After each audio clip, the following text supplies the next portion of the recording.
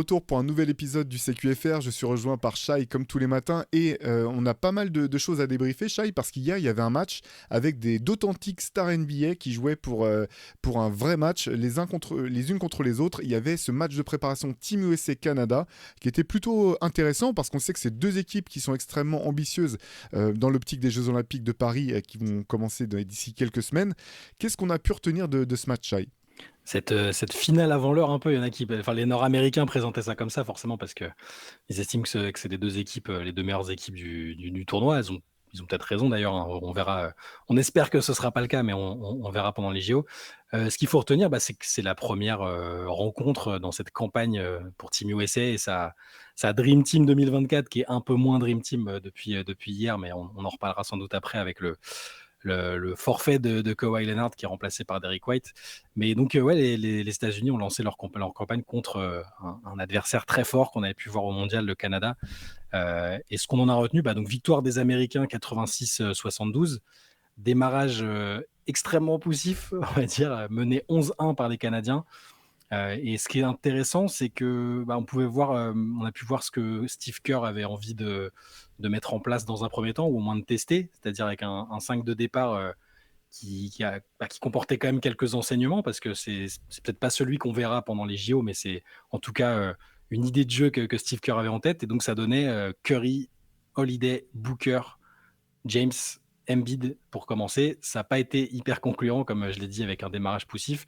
Et après, c'est finalement au moment où il a ouvert un peu l'équipe, où tout le monde a pu jouer un peu plus, que ça s'est décanté et que tout le monde a un peu plus pu s'exprimer. C'est une équipe qui est en rodage. Les joueurs se connaissent sans se connaître. Ils n'ont pas tous joué. Il y en a qui n'ont jamais joué ensemble. Et au final, ça a servi quand même de répétition, de travail des automatismes. Et ce qu'on peut en retenir, moi, ce que j'ai bien aimé, parce que du coup, j'ai regardé un long résumé après, c'est plus les remplaçants, paradoxalement. Anthony Edwards qui nous a clamé qu'il pensait être encore la première option de cette équipe après la Coupe du Monde, il est très bien entré. Ça a été le meilleur marqueur de Team USA avec 13 points. J'ai trouvé Anthony Davis hyper dominant à l'intérieur. Quand il est rentré, ça a fait un gros contraste avec le début de match où Joel Embiid a eu du mal. Il a eu du mal pour sa première sélection avec Team USA. Oui, il a même pas fini le match au bout du compte. Ouais, il a pris 5 fautes, quelques accrochages avec les Canadiens, un coup de coude dans la tronche d'un adversaire. C'était un peu, voilà. Quand il nous disait l'autre jour, je vais dominer quoi qu'il arrive, quel que soit le type de basket. Alors on peut lui faire confiance parce que c'est un joueur dominant, mais ça reste un adversaire fort en face dans un basket un peu différent, le basket FIBA. Il faut que lui aussi, tout Joel Embiid qu'il est, s'y fasse, et c'est à ça que vont servir aussi ces matchs de préparation. Donc on a beaucoup plus vu Anthony Davis après. Je l'ai trouvé très très à l'aise, très très fort, 10 points, 11 rebonds, 4 contre. Et globalement, les remplaçants de Team USA ont été plus intéressants, je trouve. Et c'est comme d'habitude, la recette avec Team USA, on la connaît, hein, que quand il y a les stars ou même quand il n'y a pas les stars, de l'intensité, de la défense, du physique et les talents individuels, c'est ce qui a fait la différence contre des Canadiens finalement très maladroits sur ce match, 33%, malgré la présence de Shai Gilgeous-Alexander, Jamal Murray et Dillon Brooks, c'est quand même pas mal sur le papier. Les trois n'ont pas réussi à trouver de l'adresse, et Team USA l'a emporté comme ça. Ouais, on verra effectivement. Tu parlais du 5 de départ. On ne sait pas encore si ça sera vraiment le 5 qui sera proposé par Steve Kerr. On sait que Kevin Durant était toujours laissé au repos pour l'instant en délicatesse avec son mollet. On va revenir quand même sur ce forfait de Kawhi Leonard. Ouais. J'ai envie de dire, c'est la premier truc qui m'est passé en tête hier quand tu annonçais, quand tu as fait la news sur Basket Session, Shai, c'est quelle surprise quoi. Enfin, honnêtement, c'est quand même ce qu'on voyait venir depuis le départ. J'étais même, pour Kawhi et pour Joel Embiid, j'étais hyper sceptique sur leur capacité à tenir leur place avec Team USA cet été. Au bout du compte, voilà, et je pense qu'il n'y a rien d'étonnant dans le fait que Kawhi malheureusement, c'est pas surprenant qu'il participe pas. Est-ce que tu sais si on en sait un peu plus sur la sévérité de sa blessure ou de son pépin? En fait, apparemment, il n'est pas blessé, et Team USA a annoncé qu'il était prêt à jouer en soi, hein. Moi, j'étais surpris parce qu'à partir du moment où il était dans la liste, où il est venu, je pensais que c'était en accord avec les Clippers, en accord avec Team USA, en accord avec lui. Et là, le communiqué de Team USA, conjointement avec les Clippers, c'est on a pris la décision de ne pas prendre de risques, peut-être à cause de la prolongation, à cause de ce que tu disais, le passé récent de Kawhi en termes de blessure. Oui, ça, c'est pas surprenant. Pour moi, à partir du moment où il était là, il allait pouvoir jouer 10 minutes par-ci par-là et ça allait le faire. Donc j'étais un peu surpris quand même. Mais oui, dans le fond, c'est pas surprenant. Les Clippers, eux, sont forcément ravis que ça se termine comme ça parce qu'ils ont, ils l'ont quand même signé pour une certaine somme d'argent, qu'ils ont plus Paul George, donc que ça va beaucoup tourner autour de Kawhi. Et ouais, moi je suis un peu déçu parce qu'Antoine Pimel avait raison. Quand on faisait nos débats sur la tête de cette Dream Team, je mets évidemment des guillemets, mais moi j'avais mis Kawhi tout de suite dedans et avant même qu'il ait ses soucis physiques, il avait dit non mais Kawhi il sera jamais là l'été, c'est pas possible. Enfin, physiquement, déjà, s'il tient la saison avec les Clippers, c'est top. Ils vont pas en plus le faire jouer. Et au final, Kawhi s'est retiré et c'est Derrick White qui arrive. Alors, c'est ce que je disais dans l'article d'hier que j'ai écrit, c'est-à-dire que c'est moins dreamy sur le papier parce que c'est en ça que c'est une dream team. C'est qu'on a pris les joueurs les plus clinquants avec le plus gros CV. Je C'est pas continue la à, meilleure. Ouais. je continue à être contre l'utilisation de ce terme à Je titre comprends purement totalement. personnel. Je comprends totalement, mais moi, j'ai l'impression que c'est aussi ce que voulaient les gens à l'origine du projet, notamment LeBron et les membres de USA Basketball. C'est-à-dire avoir, pour cette génération, quelque chose qui ressemble à une Dream Team avec les trois joueurs phares, Curry, LeBron et KD. Plus, il y a quand même d'autres qui sont de très beaux noms. Mais c'est moins dreamy sur le papier parce que Derrick White n'a pas la popularité de Kawhi Leonard. Par contre, c'est peut-être même plus fort parce que Derrick White a déjà joué en FIBA. Derrick White est sur une dynamique exceptionnelle, peut défendre sur les trois quarts des joueurs que Team USA va affronter. Donc en soi, l'équipe n'est pas moins forte. C'est juste que c'est pour le clinquant de l'équipe, pour ce dont on se rappellera de cette équipe, parce qu'il y aura des documentaires, faut pas se leurrer. Je veux dire, ils vont essayer de documenter cette aventure-là. C'est un peu moins clinquant, mais c'est pas moins fort. Je suis juste déçu parce que j'aurais bien aimé pouvoir dire plus tard, bah oui, j'étais là alors qu'il y avait cette équipe avec Curry, KD, LeBron, Kawhi, Joel Embiid, voilà. Mais bon, ça reste extrêmement fort individuellement, hein, ça change pas grand-chose. Moi, je partais du principe que Kawhi n'aurait pas beaucoup joué dans tous les cas, justement pour ces raisons-là, et qu'on l'aurait vu 10-15 minutes, 10-15 minutes ici et là. Honnêtement, ça serait même carrément l'objet d'un autre podcast, mais il y a une question quand même qui va se poser autour de Kawhi Leonard, en fait, parce que si tu prends en compte le fait que l'une des premières qualités d'un joueur, c'est d'être disponible, je me demande si Kawhi, c'est pas quelque part l'un des joueurs les plus surcotés, en fait, de ces 10 dernières années, parce qu'en fait, c'est quand la dernière fois qu'on l'a vu jouer des moments importants d'une saison, Kawhi Leonard, en pleine possession de ses moyens. Ah bah c'est avec les Raptors, quoi. Enfin... Ben, c'est ça en fait, au bout du compte, il y a eu un pic incroyable. Effectivement, ce Kawhi Leonard était injouable, mais le truc c'est qu'on le voit quasiment jamais sur un terrain, du moins pas quand ça compte quoi. Cette année, c'est l'année peut-être où il a joué le plus de matchs, je pense en saison régulière depuis un moment. Au bout du compte, en playoff, il a quand même pas été disponible tout du long de la série contre Dallas. Bon, écoute, par contre, je partage ton point de vue sur. Moi, j'étais plus surpris en fait que Team USA le mette même dans la sélection, en fait, vu le peu de garanties qu'il y avait autour de ce joueur. Je partage complètement ton avis autour de Derrick White. Il est parfait pour cette équipe en termes d'état d'esprit, de polyvalence, de jeu, impeccable. Il y a quand même quelque chose qui était pas inintéressant. Je sais pas si tu as vu la réaction de Jaylen Brown. De Jaylen Brown hier sur les réseaux sociaux avec une espèce de l'œil avec la loupe, là, l'œil surpris qui se demande un petit peu ce qui se passe parce que lui avait aussi fait acte de candidature pour Team USA. Il avait dit qu'il était intéressé, qu'il était partant, etc. Ouais, bah il y a plusieurs pistes. Hein. Je sais pas quelle est la vérité là-dedans, mais bon, il y a le fait qu'il était pas moins dans le giron de Team USA que Derrick White qui a fait une.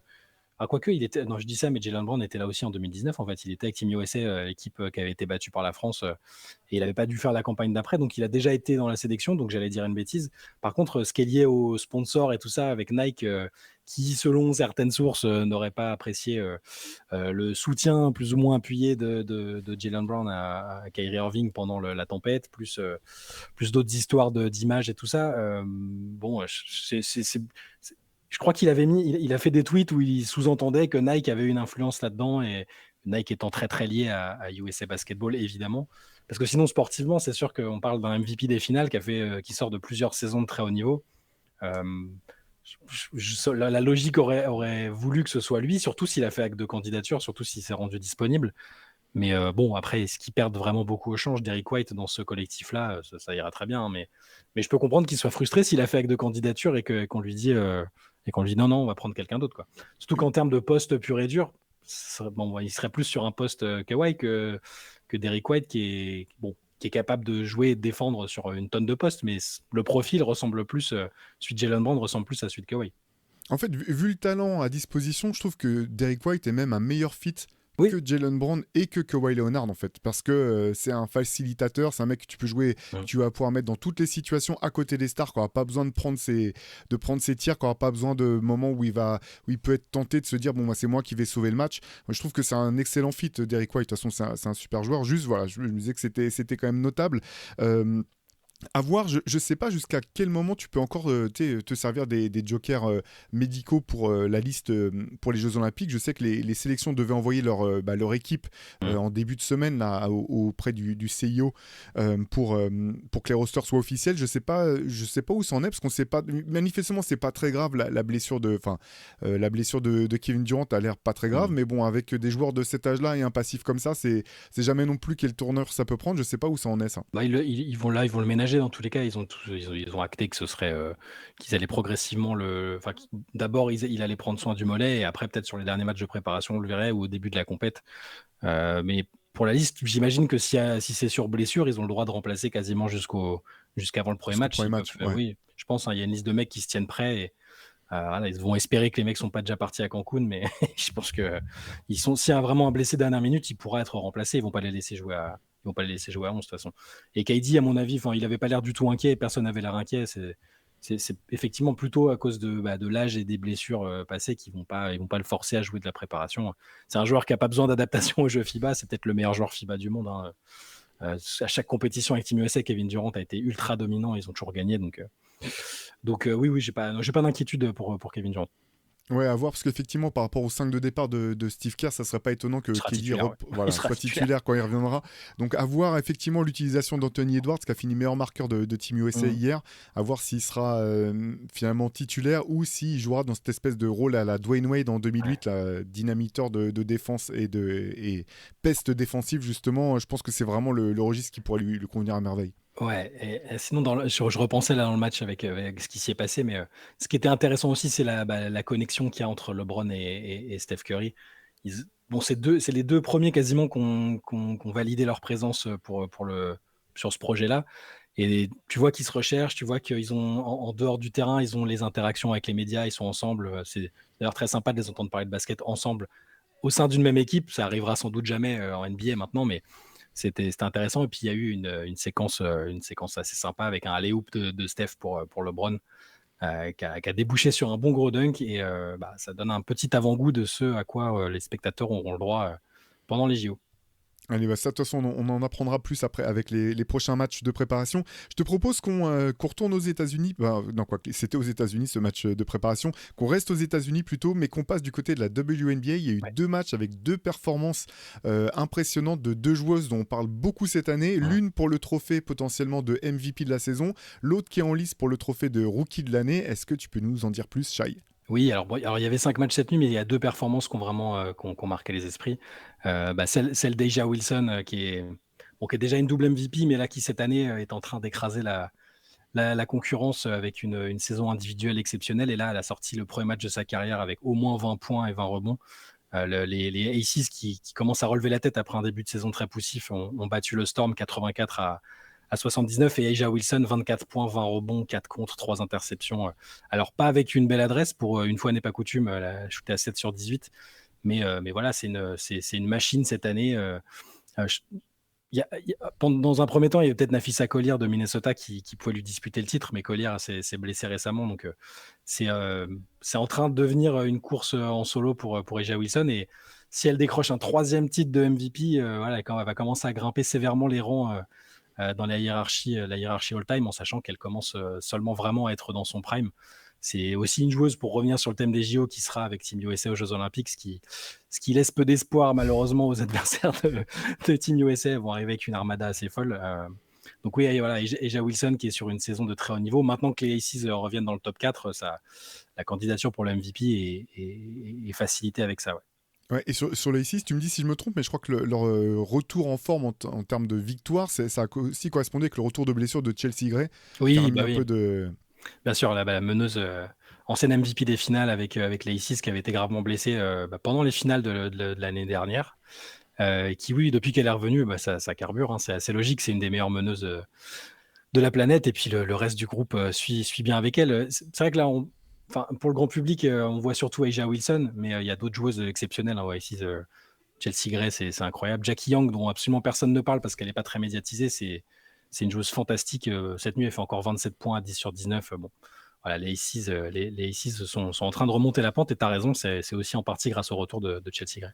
Ouais, et puis la belle histoire Kate Martin pour ceux et Ouais, celles qui suivent de près l'aventure là pour Nana qui pensait même pas potentiellement être ouais. draftée et finalement qui se retrouve à avoir un vrai rôle dans cette équipe Ouais, très forte. ancienne coéquipière de Caitlin Clark à la fac d'Iowa et qui joue, qui est dans la rotation et qui joue ses minutes par-ci par-là et qui a un vrai succès en plus auprès du public, booster ses followers sur les réseaux sociaux. Il y a une espèce de petit culte autour d'elle, c'est assez marrant. Et puis c'est une bonne joueuse de basket, hein, donc. Et oui, tu parlais il Caitlin y avait Clark forcément. l'autre joueuse, Ouais. Caitlin Clark, forcément, dont tout le monde parle tous les jours parce que c'est le phénomène de l'année dont tout le monde a envie d'entendre parler. On avait parlé de ses difficultés un peu en début de saison, qui étaient logiques et attendues. Individuellement, elle remonte fort la pente quand même. Ses prestations sont vraiment de très bonne facture depuis plusieurs semaines déjà.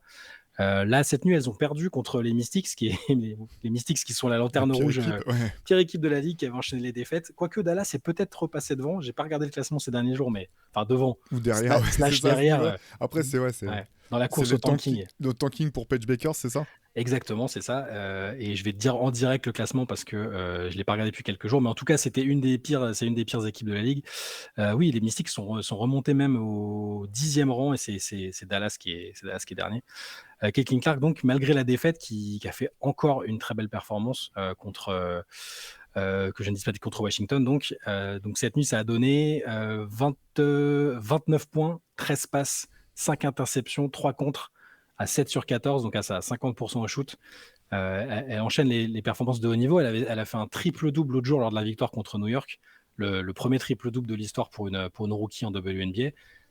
Maintenant, il y a un peu plus de triple-double qu'à une époque, notamment grâce à Alyssa Thomas, Sabrina Ionescu et des choses comme ça, mais ça reste une performance assez incroyable en WNBA. Il y a moins le temps de jeu est moins important, c'est des cartons de 10 minutes.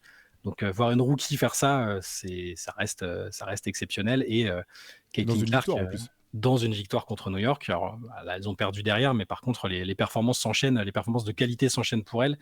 Elle va être All-Star, comme sa concurrente pour le titre de rookie de l'année, Angel Reese, qui, elle, cette nuit, a amélioré le record de double-double consécutif en WNBA. Pour une rookie aussi, c'est juste dingue.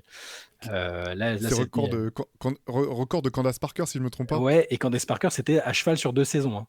Donc D'accord, là, ok. elle, c'est 14 sur une seule saison. Et là, cette nuit, lors de la victoire contre Atlanta, elle finit avec 11 points, 13 rebonds, 3 interceptions, 2 contres. Donc, performance très propre encore d'Angel Reese. Et les deux vont être All-Star.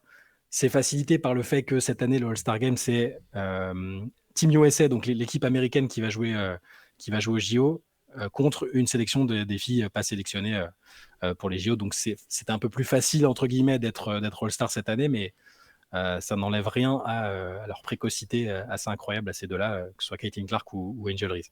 Du coup, le match devrait être vraiment intéressant parce que là, Team USA va essayer de jouer. Ouais. Ça va être comme un match de préparation pour Team USA quelque part. Ah bah c'est un match de préparation, Ouais. c'est inclus dans la Donc, préparation. ce sera pas les All-Star Games qu'on connaît avec les garçons, quoi. Ah non, de toute façon, les All-Star Games de filles sont toujours disputés, hein. Ça, de toute façon, c'est comme la saison régulière, hein. Il y a pas de... T'as l'impression qu'il n'y a pas vraiment de match qui compte pour du beurre. Et oui, ça va être intéressant parce que les filles qui seront dans la sélection All-Star mais qui n'ont pas été prises avec Team USA, et il y en a quelques-unes qui aspiraient, comme Reiki Ogunbowale ou même Caitlin Clark et Angel Reese. Quelque part, elles pouvaient se dire, s'il y a une place pour une jeune, pourquoi pas. Il y aura de l'enjeu là-dessus. Et en général, c'est toujours un match accroché. C'est le 20 juillet, si je ne dis pas de bêtises. Si vous voulez regarder ça, voilà, ce sera, j'imagine, sur le League Pass WNBA. Parfait, écoute, je te propose qu'on bascule du côté de garçons. Il y avait 4 matchs de Summer League hier. Alors comme on en parlait hier, faut toujours prendre ses performances avec des pincettes, mais il y avait quand même des choses assez intéressantes, notamment il y avait un match des Lakers face à Miami, remporté 80-76 par le Heat. Mais dans cette équipe des Lakers, il y a forcément un joueur sur qui, quoi qu'il arrive, tous les regards sont braqués, c'est Bronny James. Voilà, qu'est-ce que tu peux nous dire de son match hier ? En me réveillant ce matin, donc j'ai évidemment pas regardé les matchs en direct, hein, mais en me réveillant, j'ai commencé par voir des tweets, oh là là, regardez, catastrophique, regardez ce qu'il a fait et tout. parce qu'il y a une séquence où il y a un coup de sifflet, où il veut continuer son action et il veut tirer, il fait un airball. Bon, ça arrive à tout le monde, hein. Mais donc surtout vu le négatif dans un premier temps avec « Ah, regardez, il a joué 28 minutes, il a pris que 3 tirs. Et c'est ça que les Lakers ont drafté avec le 50e pick, le 55e pick. Après, quand tu regardes des séquences plus longues de son match, défensivement, c'est très intéressant. C'est sur un niveau Summer League pour l'instant, mais il y a quand même des joueurs qui aspirent à être pro en face ou qui sont déjà pros. Et là-dessus, Bronny James, ce qu'on savait déjà de lui se confirme à chaque fois qu'il apparaît sur un terrain. C'est-à-dire que c'est un défenseur très actif sur le ballon, c'est un défenseur intense, physique. Et ça, c'est quelque chose qu'il apportera à coup sûr. Est-ce que ce sera suffisant en NBA pour avoir un temps de jeu où après on se dise pas bon bah il est vraiment là que parce qu'il y a son père. Bon, ça c'est autre chose, mais là sur ce match-là encore, si vous regardez le petit résumé de son match, il défend très bien et au final il a même un impact positif sur les Lakers parce que malgré la défaite, lui personnellement est à +8 de plus-minus. Il prend des rebonds, des interceptions, il fait 3 contres je crois. C'est Donc ça, donc je te donne ses stats si tu veux. Au final, c'est 3 points, 5 rebonds, 3 passes, 2 interceptions, 3 contre. Ouais, voilà, donc il y a de l'activité. Hein, j'ai l'impression que ce sera jamais un très grand joueur offensif. Ça, c'est pas je pense pas qu'il y ait beaucoup de suspense à ce sujet, mais si ça devient un excellent défenseur NBA, déjà, ça le rapprochera de joueurs qui sont déjà dans la ligue et qui ont fait une petite carrière grâce à ça. Hein. Donc là-dessus, c'est plutôt intéressant pour lui. Il va falloir qu'il confirme évidemment, c'est qu'un match de Summer League. Après, du côté des Lakers, toujours la belle performance, surtout, et puis qui confirme un petit peu ce qu'on avait dit au moment de sa draft, c'est Dalton Knecht, qui a fini avec 20 points, 7 sur 18 au tir, donc pas une énorme adresse, vu son potentiel, 2 sur 8 à 3 points seulement, mais 9 rebonds, une passe.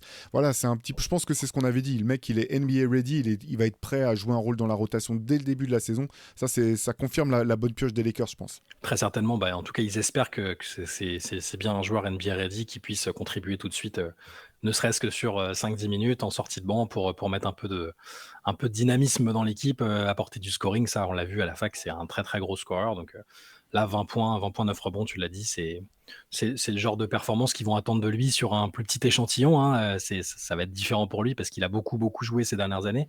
Mais bonne prestation et encourageante dans l'optique de se faire une petite place en saison régulière. Et pour finir du côté des Lakers, il y avait un Français, Armel Traoré, qui a signé pour la Summer League des Lakers, qui termine avec, donc a joué 10 minutes sur un temps de jeu limité. Je pense que son activité a quand même dû être remarquée. Il a réussi à prendre 4 rebonds. 2 points seulement, mais 1 sur 4. Donc en gros, je pense qu'il a eu la bonne attitude en se disant de toute façon, si je joue pas beaucoup, il faut quand même que je me montre. Donc grosse activité de la part d'Armel Traoré. Bon, derrière, la route est longue, mais par contre, j'ai trouvé ça plutôt encourageant de voir qu'il n'avait pas été timide sur ce match. Ouais, un contre et une interception aussi. Donc là, pareil, pour l'activité, c'est toujours ce qui est aussi remarqué par les coachs, par les coaching staff en Summer League.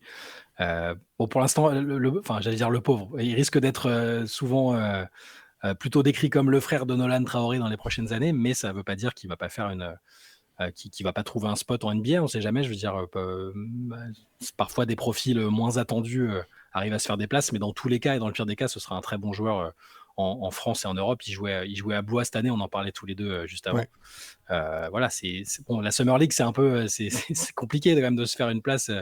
T'es entre les rookies, les mecs qui viennent d'être draftés ou auxquels on a promis un peu de temps de jeu et d'exposition. Toi, t'arrives d'un championnat étranger, c'est pas facile, mais t'as raison. Il essaye de se mettre en valeur et j'espère qu'on continuera de le voir sur les prochains matchs des Lakers. Allez, on enchaîne vite fait avec les autres résultats. Si tu veux, je te propose qu'on parle du match OKC contre Memphis. Donc, victoire d'OKC 80-77. Et à nouveau, belle perf de la part d'Ousmane Dieng, qui avait mis 20 points ou 21 points, je crois, hier. Et la nuit dernière, qui a signé 17 points, 8 rebonds, 4 contre. Là aussi, grosse activité de la part d'Ousmane. Ouais, et alors, pareil, tu disais qu'Armel Traoré, il avait pris ses tirs. Ousmane, il a pris ses tirs aussi. Il a pris 20 tirs. Alors, pas avec une grosse adresse, 7 sur 20, mais bon, pour moi, c'est ce que je te disais hier, c'est que c'est un joueur qui normalement est au-dessus du niveau de cette Summer League parce qu'il a déjà goûté à la NBA et bon, ça se voit un peu, même s'il y a de la maladresse, il y a des pertes de balles aussi. Et par contre, en production, 17 points, 8 passes pour Ousmane Dieng. 8 passes, 4 rebonds, 4 contre. Voilà, pour moi, il est au-dessus de Ah oui, pardon, 8 passes, niveau. pas 8 rebonds, 4, tu as raison, excuse-moi. Ouais. Voilà, pour moi, il est censé être au-dessus du niveau de cette Summer League et ça se voit. Il est très bon sur les premiers matchs. On peut aussi noter la bonne performance du Belge Ajay Mitchell qui a été drafté là cette année. 21 points, 5 rebonds, 7 sur 9. Lui aussi aspire à peut-être quelques minutes cette année en NBA et à quelques allers-retours en G-League pour apprendre le métier. Ouais, et juste petite déception, parce que Jack Golke, dont on n'avait pas parlé la nuit dernière, mais qui Oui, n'est pas non. rentré en jeu cette nuit, alors qu'il a mis ses shoots, des doigts assez magnifiques après une feinte au match précédent. Ouais, Euh, ouais, héroïque au tournoi NCA malgré son grand âge l'année dernière. c'est ça, âge canonique. Deux autres résultats, peut-être plus rapidement encore. Il y avait un match Philly-Utah, victoire d'Utah 93-85. Tonga, j'ai décidé que c'est Tonga. Ricky Council de Force qui a encore mis 20 points, Ouais. avec un meilleur pourcentage cette fois-ci. Je sais pas si tu as Jared McCain qui est toujours en difficulté, hein, quand même Mhm. sur ses premiers passages, en termes d'adresse. En tout cas, 1 sur 9 au tir pour Jared McCain, le rookie Ouais. des Sixers. Je sais pas s'il y a des choses qui sont tapées dans l'œil dans ce match. Non, pas grand-chose. J'allais dire que McCain, justement, qui est quand même arrivé avec l'étiquette d'un gros shooter, a un petit peu de mal pour l'instant, mais c'est de la Summer League, il va s'y faire. Sinon, non, pas grand-chose à signaler sur ces matchs-là. Ouais, simplement, allez, je place quand même ton autre vrai gars pour le coup, Keontae George. Je sais que c'est un joueur que t'aimes Ouais, bien, bah oui. 31 points. Voilà, lui, c'est pareil, il est venu faire un petit peu parcours de santé, quoi. C'est déjà un joueur NBA, c'est déjà un joueur NBA qui a fait des belles perfs sur sa saison rookie. Donc, alors c'est bien, moi j'aime bien savoir que les mecs sont disposés à venir jouer. Alors je sais pas s'ils ont vraiment le choix, hein, mais qui viennent jouer en Summer League, bien qu'ils aient fait parfois des très très bonnes saisons rookie en NBA la saison dernière. Keontae George, c'est le cas, et c'est vraiment c'est un joueur dans lequel je crois beaucoup. Ouais, pour le Jazz a un noyau de jeunes joueurs très très intéressant de toute façon. Carrément. Allez, pour finir, c'était l'équipe 2 des Sacramento Kings qui jouait contre les Golden State Warriors. Victoire 91-90 pour les Ouais. Warriors. Là, je sais pas trop, je t'avoue, il y a pas de performance. Si, il y a eu des grosses perfs, quand même 30 points pour Keon Ellis. 12 points, 11 rebonds pour Mason Jones. Tout ça, c'est du côté Mhm. des Kings. Du côté des Warriors, la marque a été beaucoup plus répartie, avec quand même Kevin Knox, qui Toujours là. existe toujours, qui est toujours NBA, qui a sorti le meilleur match, enfin au scoring, en tout cas 19 points pour lui. Voilà, je sais pas s'il y a d'autres choses que tu as repérées dans ce match-là, Non, qui est plus les, anecdotique. les jeunes des Warriors, les deux meilleurs jeunes des Warriors de l'année dernière, Brandon Podziemski et Trace Jackson Davis étaient là aussi. Ouais. Podziemski est revenu de la Select Team. Non, voilà, bon, pas grand-chose à dire non plus. En plus, enfin, j'ai pas vu le match, j'ai juste vu des highlights, donc pas grand-chose. Mais oui, Kevin Knox qui est toujours là, j'avoue que j'avais oublié qu'il était encore là. Il y a des gars qui s'accrochent comme ça dans l'espoir de retrouver un spot, alors ils ont été lottery pick parfois. Alors c'est bien, c'est une belle preuve de détermination. On leur souhaite, notamment à Kevin Knox, de réussir à se faire une petite place. Ouais, et juste une dernière truc, j'avais pas vu, mais Yves Ponce, le français qui était de l'effectif des Ouais, Sacramento Kings, mais qui n'est il pas a pas rentré en joué, ouais. match hier. Ouais, exact. Voilà le point pour la Summer League. Allez, avant qu'on referme ce CQFR, Shai, je te propose qu'on parle. Il y a quand même eu une signature hier. Un mec de Villanova, mais qui n'a pas signé au Knicks pour le coup, c'est Saddiq Bey, Ouais. qui finalement a choisi de signer, de s'engager avec les Washington Wizards. Est-ce que tu as les éléments déterminants de ce deal? Ouais, Saddiq Bey qui signe pour 3 ans et 20 millions de dollars, d'après Adrian Wojnarowski, aux Washington Wizards. J'étais un peu surpris sur le coup parce que c'est un joueur, ça faisait partie des free agents les plus talentueux qui restaient encore sans équipe. Et après, je me suis quand même souvenu qu'il s'était blessé assez salement au genou en fin de saison dernière avec les Hawks, après sa première saison à Atlanta. Et donc, il a besoin de temps de convalescence, et que là, 3 ans dans une équipe en reconstruction, finalement, c'est pas si mal. Et puis, il y aura peut-être l'occasion d'être tradé en cours de route si ça se passe bien pour lui à Washington.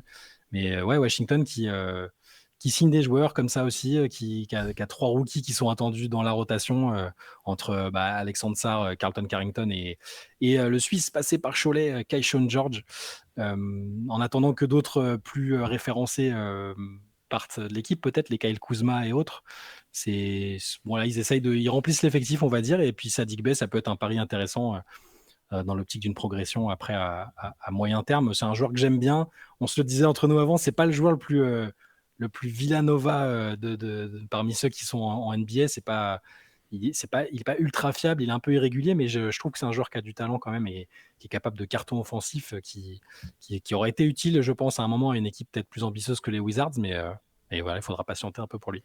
Ouais, mais pour les Wizards, juste un mot, je pense que tu as tout à fait raison dans le fait où en fait, ils accumulent les joueurs, mais je pense pas que ce soit forcément des joueurs qui prennent pour eux. En fait, Non. ils les prennent dans le cas où il y ait des deals à passer par la suite. Cette équipe, de toute façon, elle va nulle part en l'état. Il faut qu'elle se reconstruise vraiment sur une vraie base. Donc, je pense que voilà, il faut remplir la masse salariale. Au moins, je trouve ils l'ont fait, que ce soit lui ou que ce soit Valanciunas, avec des joueurs qui auront une valeur sur le marché des transferts et des échanges.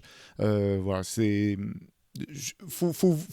dur de voir le plan des Wizards. Je pense que on y verra plus clair en voyant la rotation l'an prochain, de voir ce que tu disais sur les jeunes, à quel point ils leur donnent les clés du camion en se disant bon, bah, de toute façon, on mise rien, les vétérans qu'on a signés, c'est pour qu'ils puissent encadrer un petit peu le groupe et ensuite les dealer autre part.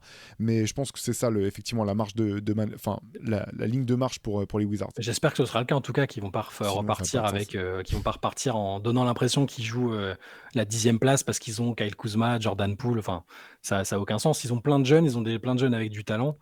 Ils ont confirmé le coach qui était intérimaire l'année dernière, Brian Keefe. J'ose espérer que c'est pour amorcer quelque chose qui ressemble à du tanking productif, quoi, avec tous les jeunes joueurs qui sont là. Sinon, c'est incompréhensible. Mais ce serait pas la première fois que les Wizards font quelque chose d'incompréhensible. Ça, c'est sûr. Voilà, allez, on va refermer là ce CQFR. Je voulais juste vous remercier de nous avoir envoyé tous vos tu préfères pour le Hoop Culture de dimanche. On l'enregistrera cet après-midi avec Pierre Hamon. Vous pourrez voir dimanche donc lesquels on aura retenu. Merci beaucoup d'avoir participé. Moi, je me suis bien marré rien qu'en les lisant. Je me demande quelles seront nos réponses tout à l'heure. Nous, on se retrouve de toute façon demain pour un nouveau CQFR. Samedi, il y aura le CQFR, le ce à quoi il faut répondre. Si vous avez des questions encore qui vous brûlent les lèvres et vous avez encore une chance de nous les envoyer, on enregistre ça le vendredi. Donc, si vous envoyez ça aujourd'hui, ça aura encore une chance de passer. On vous met l'adresse en description de ce podcast. Merci à vous d'être avec nous et on vous dit à demain. Ciao. À demain.